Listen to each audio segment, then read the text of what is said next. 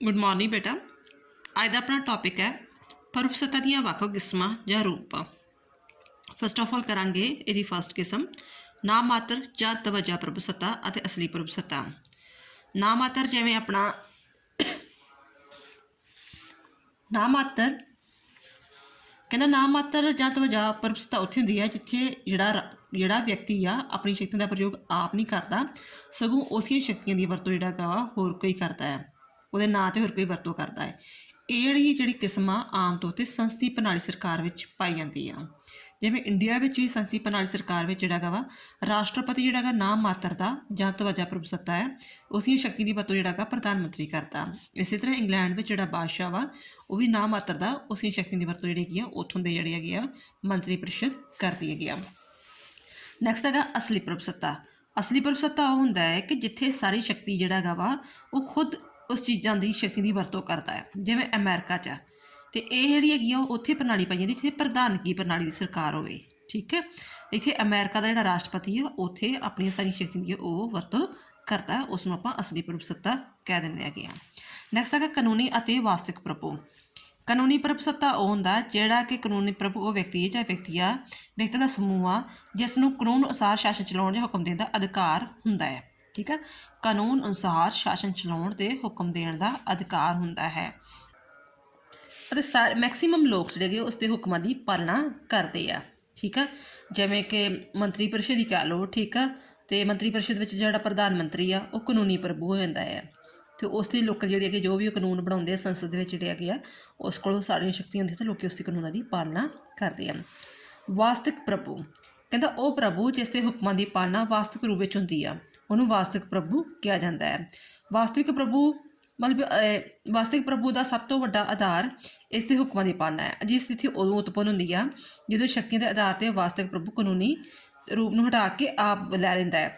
ਮਤਲਬ ਕਿ ਜਦੋਂ ਕਿਸੇ ਦੇਸ਼ ਵਿੱਚ ਕ੍ਰਾਂਤੀ ਆਉਂਦੀ ਹੈ ਤਾਂ ਸਾਰੀ ਸ਼ਕਤੀ ਦੀ ਵਰਤੋਂ ਆਪਣੇ ਹੱਥ ਵਿੱਚ ਲੈ ਲੈਂਦਾ ਤਾਂ ਉਹਨੂੰ ਵਾਸਤਵਿਕ ਪ੍ਰਭੂ ਕਿਹਾ ਜਾਂਦਾ। ਜਿਵੇਂ ਪ੍ਰਧਾਨ ਮੰਤਰੀ ਵੈਸੇ ਮਤਲਬ ਆਪਣੀ ਸ਼ਕਤੀ ਦੀ ਵਰਤੋਂ ਕਰਦਾ ਹੈ ਅਤੇ ਉੱਦਾਂ ਕਿਹਦੀ ਸ਼ਕਤੀ ਦੀ ਵਰਤੋਂ ਕਰਨ ਡਿਆ ਰਾਸ਼ਟਰਪਤੀ ਦੀ। ਅਤੇ ਰਾਸ਼ਟਰਪਤੀ ਜਿਹੜਾ ਹੈਗਾ ਐਮਰਜੈਂਸੀ ਵੇਲੇ ਜਦੋਂ ਸੰਵਿਧਾਨਕ ਰਾਸ਼ਟਰੀ ਸੰਕਟ ਲਾਗੂ ਹੋ ਜਾਂਦੇ ਉਦੋਂ ਉਹ ਅਸਲੀ ਵਾਸਤਵਿਕ ਪ੍ਰਭੂ ਬਣ ਜਾਂਦਾ ਹੈਗਾ ਵਾ।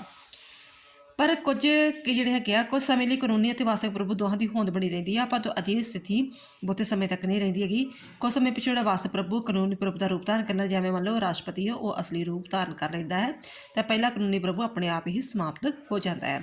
ਨੈਕਸਟ ਤੀਸਰੀ ਕਿਸਮ ਆ ਗਈ ਕਾਨੂੰਨੀ ਪ੍ਰਭੂ।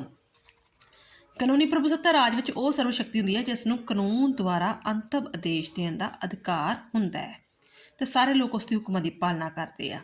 ਠੀਕ ਹੈ, ਅਤੇ ਮਲਪੀ ਉਹ ਹਰ ਪ੍ਰਕਾਰ ਦੇ ਕਾਨੂੰਨ ਬਣਾ ਸਕਦਾ ਹੈ। ਕਾਨੂੰਨ ਪ੍ਰਭੂ ਨੈਤਿਕਤਾ ਲੋਕਮਤ ਧਾਰਮਿਕ ਨਿਯਮਾਂ ਆਦਿ ਉਲੰਘਣਾ ਕਰ ਸਕਦਾ। ਜਿਹੜਾ ਕਾਨੂੰਨੀ ਪ੍ਰਭੂ ਆ ਮੰਨ ਲਓ ਜਿਹੜਾ ਰਾਸ਼ਟਰਪਤੀ ਆ ਪ੍ਰਧਾਨ ਮੰਤਰੀ ਆ ਜਾਂ ਬਾਦਸ਼ਾਹ ਕਹਿ ਲਓ। ਠੀਕ ਹੈ, ਉਹ ਉਹਦੇ ਨਿਯਮਾਂ ਦੀ ਉਲੰਘਣਾ ਕਰ ਸਕਦਾ, ਬਟ ਜਿਹੜੇ ਉਹਨੇ ਹੁਕਮ ਦਿੱਤੇ ਹੈਗੇ ਆ ਉਹਦੇ ਹੁਕਮਾਂ ਦੀ ਉਲੰਘਣਾ ਕੋਈ ਵੀ ਨਹੀਂ ਕਰ ਸਕਦਾ। ਹੈ ਇੱਕੋ ਗੱਲ ਆ ਬਟ ਉਹਦੇ ਡਿਫਾਈਨ ਵੱਖਰਾ ਕੀਤਾ ਹੈ।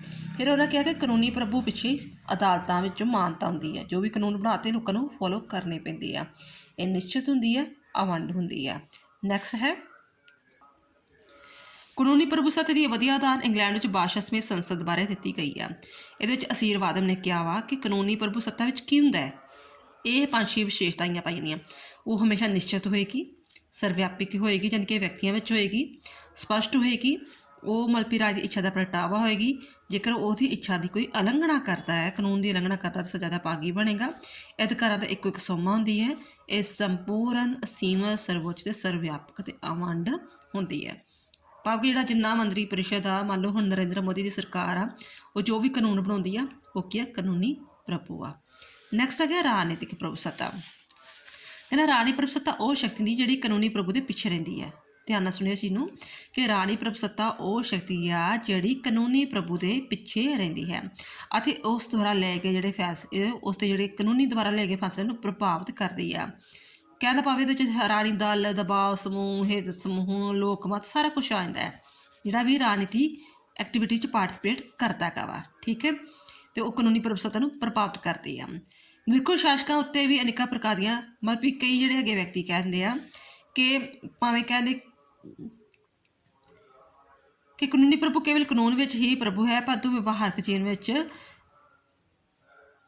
ਵਿਵਹਾਰਕ ਜੀਵਨ ਵਿੱਚ ਨਹੀਂ, ਕਿਉਂਕਿ ਰਾਜ ਵਿੱਚ ਕੋਈ ਵੀ ਇਹੋ ਜਿਹਾ ਵਿਅਕਤੀ ਨਹੀਂ ਆ ਜਾਂ ਵਿਅਕਤੀ ਸਮੂਹ ਨਹੀਂ ਹੁੰਦਾ ਜਿਹੜਾ ਨਿਰੰਕੁਸ਼ ਸ਼ਕਤੀਆਂ ਦੀ ਵਰਤੋਂ ਕਰਦਾ ਹੋਵੇ, ਕਿਉਂਕਿ ਨਿਰੰਕੁਸ਼ ਸ਼ਕਤੀਆਂ ਉੱਤੇ ਵੀ ਕਈ ਤਰ੍ਹਾਂ ਦੀਆਂ ਰੋਕਾਂ ਆਉਂਦੀਆਂ, ਜਿਵੇਂ ਜਨਮਤ ਹੋ ਗਿਆ, ਲੋਕ ਹਿੱਤ ਵਗੈਰਾ ਹੋ ਗਿਆ, ਠੀਕ ਆ, ਸੰਵਿਧਾਨ ਹੋ ਗਿਆ, ਇਸ ਤਰ੍ਹਾਂ, ਠੀਕ ਹੈ। ਇਹਨਾਂ ਦੀ ਜਿਵੇਂ ਹੋਰ ਕਈ ਕਹਿ ਲਓ ਨੈਤਿਕਤਾ, ਧਰਮ, ਰੀਤੀ ਰਿਵਾਜ, ਜਨਤਕ ਹਿੱਤ ਵਗੈਰਾ, ਇਹ ਜਿਹੜੀਆਂ ਹੁੰਦੀਆਂ ਰੋਕਾਂ ਬਣ ਜਾਂਦੀਆਂ ਹੈਗੀਆਂ ਵਾ ਕਿਹਦੇ 'ਤੇ, ਰਾਜਨੀਤਿਕ ਪ੍ਰਭੂਸੱਤਾ ਦੇ।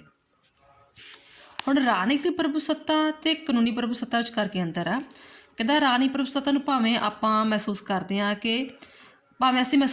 ਹਾਂ ਪਰ ਇਸ ਦੀ ਨਿਸ਼ਚਿਤ ਅਤੇ ਸਪਸ਼ਟ ਪਰਿਭਾਸ਼ਾ ਦੇਣੀ ਬੜੀ ਔਖੀ ਆ, ਕਿਉਂਕਿ ਜਿੱਥੇ ਦਾ ਪ੍ਰਤੱਖ ਲੋਕਤੰਤਰ ਹੁੰਦਾ, ਜਿੱਥੇ ਲੋਕ ਸਿੱਧੇ ਆਪਣੇ ਰਾਸ਼ਟਰਪਤੀ, ਪ੍ਰਧਾਨ ਮੰਤਰੀ ਨੂੰ ਚੁਣਦੇ ਆ, ਜਿਵੇਂ ਸਵਿਟਜ਼ਰਲੈਂਡ ਵਿੱਚ ਹੁੰਦਾ, ਉੱਥੇ ਰਾਜਨੀਤਿਕ ਪ੍ਰਭੂਸੱਤਾ ਅਤੇ ਕਾਨੂੰਨੀ ਪ੍ਰਭੂਸੱਤਾ 'ਚ ਕੋਈ ਵੀ ਅੰਤਰ ਨਹੀਂ ਕੀਤਾ ਜਾਂਦਾ। ਪਰ ਜਿੱਥੇ ਅਪਰਤੱਖ ਲੋਕਤੰਤਰ ਆ, ਜਿਵੇਂ ਸਾਡੇ ਦੇਸ਼ ਵਿੱਚ ਆ, ਜਿੱਥੇ ਆਪਾਂ MLA MP ਚੁਣਦੇ ਆ, ਪ੍ਰਤੀਨਿਧਾਤਮਕ ਲੋਕਤੰਤਰ ਆ, ਉੱਥੇ ਕਾਨੂੰਨੀ ਪ੍ਰਭੂਸੱਤਾ ਅਤੇ ਰਾਜਨੀਤਿਕ ਪ੍ਰਭੂਸੱਤਾ 'ਚ ਅੰਤਰ ਕੀਤਾ ਜਾਂਦਾ ਹੈ।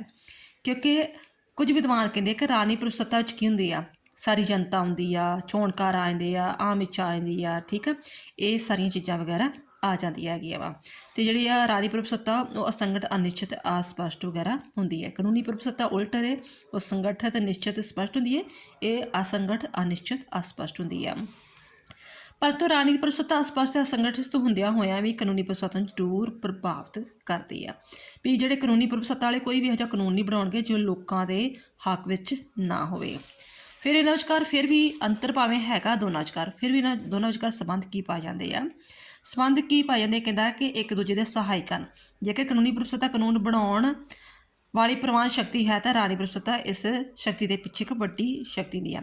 ਕਾਨੂੰਨੀ ਪ੍ਰਭੂਸੱਤਾ ਨਿਸ਼ਚਿਤ ਆ, ਸਪਸ਼ਟ ਵਾ, ਅਤੇ ਰਾਜਨੀਤਿਕ ਪ੍ਰਭੂਸੱਤਾ ਇਸ ਦੇ ਉਲਟ ਅਸਪਸ਼ਟ, ਅਸੰਗਠਿਤ ਆ, ਠੀਕ ਆ, ਅਤੇ ਕੇਵਲ ਮਹਿਸੂਸ ਕੀਤੀ ਜਾਂਦੀ ਹੈ। ਕਾਨੂੰਨੀ ਪ੍ਰਭੂਸੱਤਾ ਕਿਸੇ ਇੱਕ ਵਿਅਕਤੀ ਜਾਂ ਵਿਅਕਤੀ ਕੋਲ ਹੋ ਸਕਦੀ ਹੈ ਅਤੇ ਰਾਜਨੀਤਿਕ ਪ੍ਰਭੂਸੱਤਾ ਵੋਟਾਂ ਦੇ ਸਮੂਹ ਕੋਲ ਹੁੰਦੀ ਹੈ। ਪਰ ਇਹਦਾ ਇਹ ਮਤਲਬ ਇਹ ਨਹੀਂ ਆ ਕਿ ਕਿਸੇ ਦੇਸ਼ ਵਿੱਚ ਦੋ ਪ੍ਰਭੂਸੱਤਾ ਹੁੰਦੀਆਂ ਹਨ। ਸਿਰਫ ਅਤੇ ਸਿਰਫ ਕੀ ਆ, ਅਸਲ ਵਿੱਚ ਇਹ ਇੱਕ ਪ੍ਰਭੂਸੱਤਾ ਦੇ ਦੋ ਪੱਖ ਹਨ। ਇੱਕ ਇੱਛਾ ਵਾ ਅਤੇ ਦੂਜਾ ਉਸਦਾ ਪ੍ਰਗਟਾਅ। ਮਤਲਬ ਵੀ ਇੱਛਾ ਜਿਹੜੀ ਰਾਜਨੀਤਿਕ ਪ੍ਰਭੂਸੱਤਾ ਗਈ, ਅਤੇ ਪ੍ਰਗਟਾਅ ਜਿਹੜਾ ਹੈਗਾ ਕਾਨੂੰਨੀ ਪ੍ਰਭੂਸੱਤਾ। ਮਤਲਬ ਵੀ ਲੋਕਾਂ ਦੀ ਇੱਛਾ ਸੀ ਕਿ ਹਾਂ BJP ਸਰਕਾਰ ਬਣੇ ਸੈਂਟਰ ਵਿੱਚ, ਠੀਕ ਹੈ, ਤਾਂ ਉਸਦਾ ਪ੍ਰਗਟਾਅ ਕੀ ਹੋਇਆ, BJP ਸਰਕਾਰ ਹੋਂਦ ਵਿੱਚ ਆਈ, ਠੀਕ ਹੈ। ਉਹ ਰਾਜਨੀਤਿਕ ਇੱਛਾ ਹੋ ਗਈ, ਜਿਹੜੀ ਕਿ ਰਾਜਨੀਤਿਕ ਪਾਰਟੀ ਨੂੰ ਉਹਨਾਂ ਨੇ ਸੈਂਟਰ ਵਿੱਚ ਭੇਜਿਆ, ਅਤੇ ਉਸਦਾ ਪ੍ਰਗਟਾਅ ਕੀ ਹੋ ਗਿਆ, ਜਿਹੜੀ ਉਹ ਸਰਕਾਰ ਬਣੀ। ਇਹ ਉਸਦਾ ਜਿਹੜਾ ਹੈਗਾ ਸੰਬੰਧ ਵਗੈਰਾ ਪਾਇਆ ਜਾਂਦਾ। ਨੈਕਸਟ ਹੈ ਹਰਮਨ ਪਿਆਰੀ ਪ੍ਰਭੂਸੱਤਾ। ਕਹਿੰਦਾ 16ਵੀਂ ਅਤੇ 17ਵੀਂ ਸਦੀ ਵਿੱਚ ਇੱਕ ਹੋਰ ਪ੍ਰਭੂਸੱਤਾ ਹੋਂਦ ਵਿੱਚ ਆਈ, ਜਿਹਨੂੰ ਆਪਾਂ ਹਰਮਨ ਪਿਆਰੀ ਪ੍ਰਭੂਸੱਤਾ ਕਹਿ ਦਿੰਦੇ ਹਾਂ, ਠੀਕ ਹੈ। ਰੂਸੋ ਨੇ ਵੀ ਇਸ ਵਿਚਾਰਧਾਰਾ ਨੂੰ ਪ੍ਰਫੁੱਲਤ ਕੀਤਾ ਸੀ। ਵਰਤਮਾਨ ਯੁੱਗ ਵਿੱਚ ਜਿਹੜੀ ਪ੍ਰਭੂਸੱਤਾ ਦੀ ਆਪਾਂ ਗੱਲ ਕਰਦੇ ਹਾਂ ਉਹ ਹਰਮਨ ਪਿਆਰੀ ਪ੍ਰਭੂਸੱਤਾ ਹੀ ਹੈ, ਕਿਉਂਕਿ ਰਾਜ ਪ੍ਰਬੰਧ 'ਚ ਸਥਿਰਤਾ ਅਤੇ ਸ਼ਾਂਤੀ ਲਿਆਉਣ ਵਿੱਚ ਕਾਨੂੰਨੀ ਪ੍ਰਭੂ ਲਈ ਜ਼ਰੂਰੀ ਹੁੰਦਾ ਹੈ ਕਿ ਉਹ ਹਰਮਨ ਪਿਆਰੀ ਪ੍ਰਭੂਸੱਤਾ ਦਾ ਸਮਰਥਨ ਕਰੇ। ਹਾਂਜੀ, ਹਰਮਨ ਪਿਆਰੀ ਪ੍ਰਭੂਸੱਤਾ ਵਿੱਚ ਕੀ ਆ ਕਿ ਰਾਜ ਪ੍ਰਬੰਧ ਵਿੱਚ ਸਥਿਰਤਾ ਲਿਆਉਂਦੀ ਆ, ਸ਼ਾਂਤੀ ਲਿਆਉਂਦੀ ਆ, ਅਤੇ ਇਸ ਦੀਆਂ ਕਈ ਤਰੀਕੇ ਵਗੈਰਾ ਹੈਗੇ ਆ। ਹਰਮਨ ਪਿਆਰੀ ਦੀ ਸ਼ਰਤਾਂ ਕੀ ਆ ਕਿ ਹਰਮਨ ਪਿਆਰੀ ਪ੍ਰਭੂਸੱਤਾ ਕਿੱਥੇ ਹੋਵੇਗੀ, ਉਹ ਹਮੇਸ਼ਾ ਲੋਕਾਂ ਦੇ ਕਲਿਆਣ ਵਾਸਤੇ ਹੋਵੇਗੀ, ਠੀਕ ਹੈ। ਜਿਵੇਂ ਇੰਡੀਆ ਵਿੱਚ ਵਾ ਹਰਮਨ ਪਿਆਰੀ ਪ੍ਰਭੂਸੱਤਾ ਦਾ ਸਿਧਾਂਤ ਹੈ ਕਿ ਲੋਕ ਵੋਟਾਂ ਪਾ ਕੇ ਖੁਦ ਸਰਕਾਰ ਚੁਣਦੇ ਆ। ਨੰਬਰ 2 'ਤੇ ਜਨਮਤ ਨੂੰ ਜਾਣ ਬੁੱਝ ਕੇ ਦਬਾਇਆ ਨਹੀਂ ਜਾਏਗਾ। ਫਿਰ ਜਨਮਤ ਦੇ ਪ੍ਰਗਟਾਵੇ ਲਈ ਕਾਨੂੰਨੀ ਪਰੰਤੂ ਸਰਲ ਵਿਧੀਆਂ ਅਪਣਾਈਆਂ ਜਾਣਗੀਆਂ। ਸਮੇਂ ਸਮੇਂ 'ਤੇ ਚੋਣਾਂ ਕਰਵਾਈਆਂ ਜਾਣਗੀਆਂ। ਜੇ ਸਰਕਾਰ ਬਦਲਣੀ ਵੀ ਆ ਤਾਂ ਸੰਵਿਧਾਨਕ ਤਰੀਕੇ ਅਪਣਾਏ ਜਾਣਗੇ। ਇਹ ਜ਼ਰੂਰੀ ਸ਼ਰਤਾਂ ਕਿ ਜਿੱਥੇ ਹਰਮਨ ਪਿਆਰੀ ਪ੍ਰਭੂਸੱਤਾ ਆਵੇਗੀ। ਹੁਣ ਰਾਜਨੀਤਿਕ ਪ੍ਰਭੂਸੱਤਾ ਅਤੇ ਹਰਮਨ ਪਿਆਰੀ ਪ੍ਰਭੂਸੱਤਾ ਵਿੱਚ ਕੀ ਅੰਤਰ ਆ। ਕਹਿੰਦਾ ਕਿ ਅੱਜ ਕੱਲ੍ਹ ਰਾਜਨੀਤੀ ਅਤੇ ਹਰਮਨ ਪਿਆਰੀ ਪ੍ਰਭੂਸੱਤਾ ਵਿਚਕਾਰ ਕਾਫੀ ਅੰਤਰ ਘਟਦਾ ਜਾ ਰਿਹਾ ਹੈ। ਦੋਵੇਂ ਇੱਕ ਦੂਜੇ ਦੇ ਆਧਾਰ 'ਤੇ ਲੱਗਦੇ ਆ।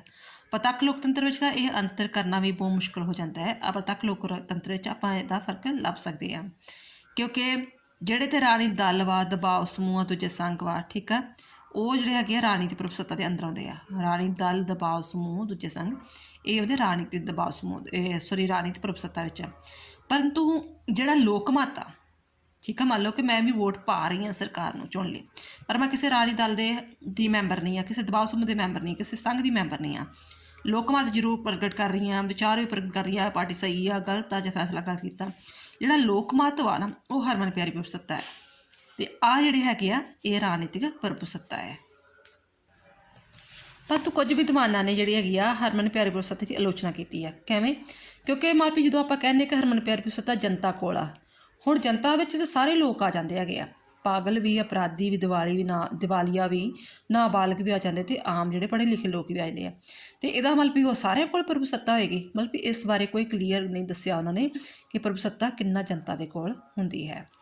ਦੂਜੀ ਆ ਹਰਮਨ ਪਿਆਰੀ ਪ੍ਰਭੂਸੱਤਾ ਸੰਗਠਨ ਨਹੀਂ ਹੁੰਦੀ। ਹੁਣ ਜਿਹੜੇ ਲੋਕ ਵਾ ਜਿਹੜੇ ਪ੍ਰਭੂਸੱਤਾ ਲਈ ਜਿਹੜੇ ਕੋਲ ਪਾਵਰ ਆ ਜਿਹਨੇ ਸ਼ਾਸਨ ਚਲਾਉਣਾ ਉਹ ਸੰਗਠਨ ਆਰਗੇਨਾਈਜ਼ ਹੋਣਾ ਜ਼ਰੂਰੀ ਆ। ਪਰ ਜਿਹੜੇ ਲੋਕ ਆ ਜਿਹੜੇ ਆਮ ਇੱਛਾ ਵਾ ਜਨਸਮੂਹ ਉਹ ਕਦੇ ਵੀ ਸੰਗਠਨ ਨਹੀਂ ਹੁੰਦੇ ਹੈਗੇ। ਇਸ ਪਿੱਛੇ ਕਾਨੂੰਨੀ ਸ਼ਕਤੀ ਦੀ ਅਣਹੋਂਦ ਹੈ। ਠੀਕ ਹੈ, ਰਾਣੀ ਪ੍ਰਭੂਸੱਤਾ ਵਿੱਚ ਵੀ ਕਾਨੂੰਨੀ ਸ਼ਕਤੀ ਹੁੰਦੀ ਹੈ, ਕਾਨੂੰਨੀ ਪ੍ਰਭੂਸੱਤਾ ਪਿੱਛੇ ਕਾਨੂੰਨ ਹੁੰਦਾ ਹੈ, ਬਟ ਹਰਮਨ ਪਿਆਰੀ ਪ੍ਰਭੂਸੱਤਾ ਪਿੱਛੇ ਕੋਈ ਵੀ ਕਾਨੂੰਨ ਵਗੈਰਾ ਨਹੀਂ ਹੁੰਦਾ। ਠੀਕ ਹੈ, ਲੋਕਾਂ ਨੂੰ ਜਿਹੜੀ ਕਿ ਕੋਈ ਕਾਨੂੰਨ ਪਸੰਦ ਨਹੀਂ ਆਇਆ ਸਰਕਾਰ ਨੇ ਬਣਾਇਆ, ਪਰ ਉਹ ਉਹਨਾਂ ਕਾਨੂੰਨਾਂ ਨੂੰ ਤੋੜ ਨਹੀਂ ਸਕਦੇ ਹੈਗੇ, ਉਹਦੀ ਉਲੰਘਣਾ ਨਹੀਂ ਕਰ ਸਕਦੇ, ਕਿਉਂਕਿ ਉਹਦੇ ਕੋਲ ਕੋਈ ਵੀ ਪਿੱਛੇ ਸ਼ਕਤੀ ਨਹੀਂ ਹੈਗੀ। ਜਨਤਾ ਕੋਲ ਕਾਨੂੰਨੀ ਦਬਾਅ ਪਾਉਣ ਵਾਲੀ ਸ਼ਕਤੀ ਦੀ ਅਣਹੋਂਦ ਹੈ। ਪ੍ਰਭੂਸੱਤਾ ਦੇ ਪ੍ਰਯੋਗ ਦੁਆਰਾ ਆਪਣੀ ਇੱਛਾ ਨੂੰ ਦੂਜਿਆਂ 'ਤੇ ਠੋਸਿਆ ਜ਼ਰੂਰ ਜਾ ਸਕਦਾ ਹੈਗਾ ਵਾ ਅਤੇ ਪਾਲਣਾ ਨਾ ਕਰਦੇ ਸਜ਼ਾ ਦਿੱਤੀ ਜਾ ਸਕਦੀ ਹੈ ਪ੍ਰਭੂਸੱਤਾ ਰਾਹੀਂ। ਜਿਹਦੇ ਕੋਲ ਪ੍ਰਭੂਸੱਤਾ ਹੈਗੀ ਪਾਵਰ ਆ ਜਿਹੜਾ ਸਰਕਾਰ ਦੇ ਹੋਂਦ ਵਿੱਚ ਆਇਆ ਹੈਗਾ ਵਾ, ਸਰਕਾਰ ਬਣੀ ਹੈ ਜਿਸ ਦੀ, ਪਰੰਤੂ ਹਰਮਨ ਪਿਆਰੀ ਪ੍ਰਭੂਸੱਤਾ ਜਿਹੜੀ ਹੈਗੀ ਅਜਿਹਾ ਕੰਮ ਨਹੀਂ ਕਰ ਸਕਦੀ ਹੈਗੀ। ਸਿੱਟਾ ਹਰਮਨ ਪਿਆਰੀ ਪ੍ਰਭੂਸੱਤਾ ਵਿੱਚ ਕਮੀਆਂ ਹੋਣ ਦੇ ਬਾਵਜੂਦ ਆਪਾਂ ਇਹਦੀ ਮਹੱਤਤਾ ਨੂੰ ਅੱਖੀਂ ਓਹਲੇ ਨਹੀਂ ਕਰ ਸਕਦੇ। ਕਿਉਂਕਿ ਹਰਮਨ ਪਿਆਰੀ ਪ੍ਰਭੂਸੱਤਾ ਇੱਕ ਅਜਿਹੀ ਸ਼ਕਤੀ ਆ ਜਿਹੜੀ ਕਿ ਕਾਨੂੰਨੀ ਪ੍ਰਭੂਸੱਤਾ ਨੂੰ ਪ੍ਰਭਾਵਿਤ ਕਰਦੀ ਆ। ਸਪੋਜ਼ ਕਰੋ ਜੇਕਰ ਕੋਈ ਹਰਮਨ ਪਿਆਰੀ ਪ੍ਰਭੂਸੱਤਾ ਮੰਨ ਲਓ ਕਿ ਕਿਸਾਨ ਦਲ ਸੀ, ਕਿਸਾਨ ਅੰਦੋਲਨ ਸੀ, ਜੇਕਰ ਮਤਲਬ ਕਿ ਉਹ ਚੀਜ਼ ਨੂੰ ਨਹੀਂ ਮੰਨਦੇ, 2 ਸਾਲ 4 ਸਾਲ 5 ਸਾਲ ਉਹ ਗੱਲਾਂ ਨੂੰ ਨਾ ਮੰਨਦੇ, ਉਹਦੇ ਕਾਨੂੰਨਾਂ ਨਾ ਮੰਨਦੇ, ਅਤੇ ਕ੍ਰਾਂਤੀ ਪੰਜਾਬ ਵਿੱਚ ਆਉਣੀ ਸੰਭਾਵਨਾ ਸੀ। ਜਦੋਂ ਲੋਕਾਂ ਦੇ ਹਿੱਤਾਂ ਨੂੰ, ਜਨਤਕ ਹਿੱਤਾਂ ਨੂੰ ਦਬਾਇਆ ਜਾਂਦਾ ਹੈ, ਸ਼ਕਤੀ ਨਾਲ ਦਬਾਇਆ ਜਾਂਦਾ ਹੈ, ਅਤੇ ਕ੍ਰਾਂਤੀ ਆਉਣ ਦੀ ਸੰਭਾਵਨਾ ਰਹਿੰਦੀ ਹੈ। ਇਸ ਕਰਕੇ ਜਿਹੜੇ ਰਾਜਨੀਤਿਕ ਨੇਤਾ ਵੀ ਆ ਜਾਂ ਪ੍ਰਭੂਸੱਤਾ ਵਾਲੇ ਆ, ਕਾਨੂੰਨੀ ਪ੍ਰਭੂਸੱਤਾ ਵਾਲੇ ਵੀ ਆ, ਉਹ ਹਰਮਨ ਪਿਆਰੀ ਪ੍ਰਭੂਸੱਤਾ ਨੂੰ ਅੱਖੀਓਂ ਓਹਲੇ ਨਹੀਂ ਕਰ ਸਕਦੇ। ਇਹ ਬੇਟਾ ਇਹਦੇ ਪਾਰਟਸ ਹੋ ਗਏ। ਥੈਂਕਸ।